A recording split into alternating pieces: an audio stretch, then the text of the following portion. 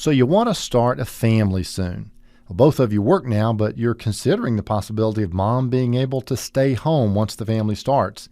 Interestingly enough, the research is showing that more and more millennials are making this choice, even more so than their parents did. Even if this isn't the choice that all your friends are making, let's say this is what you really want to do. Can you do it? Well, their answer is one thing is for sure: you can't and be just like your friends. A generation or two ago, more women stayed at home when they started a family. In the 70s, only about 43% of women 16 and older were working, according to the Bureau of Labor Statistics. By the late 90s, that figure had risen to 60%. Today, the stay-at-home mom is the exception, not the rule. Now, few things stir the emotion as much as a conversation about which choice is better for your child. Stay-at-home moms can be seen as privileged snobs looking down on their more ambitious or less economically advantaged working counterparts. And the working moms can seem like overachieving superwomen trying to have it all. Now, both views reflect stereotypes born out of more self-conscious insecurities about one's personal choices. Reality is probably somewhere more in the middle and certainly more complex than that. So I am not going to try to wade into that fray today.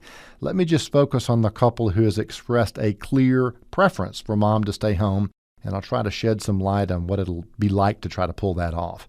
First of all, you can't have it all. Economics 101 says that when you say yes to one thing, you're going to say no to 1,000 others.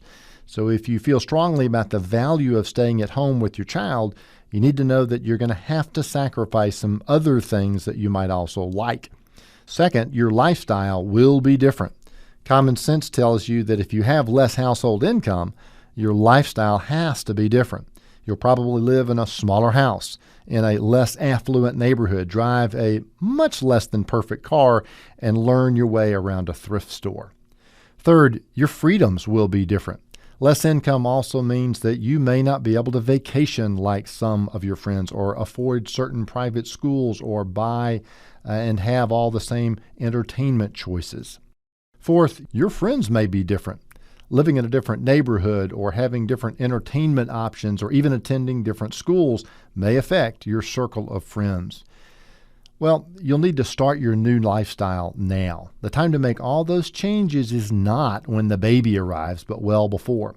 That doesn't mean that you have to quit work now, but you do need to adjust your family's spending as if you weren't working. Live off of one spouse's paycheck and save 100% of the other. That's what you say you want to do. That'll help you save money and provide both of you with a cushion as well as proof that you really can pull this thing off. Now, don't fool yourself. For a young family to decide for mom to stay home is an expensive choice, but it also happens to be an investment that some families will find is very much worth the expense. Offering you wisdom on wealth, I'm Byron Moore.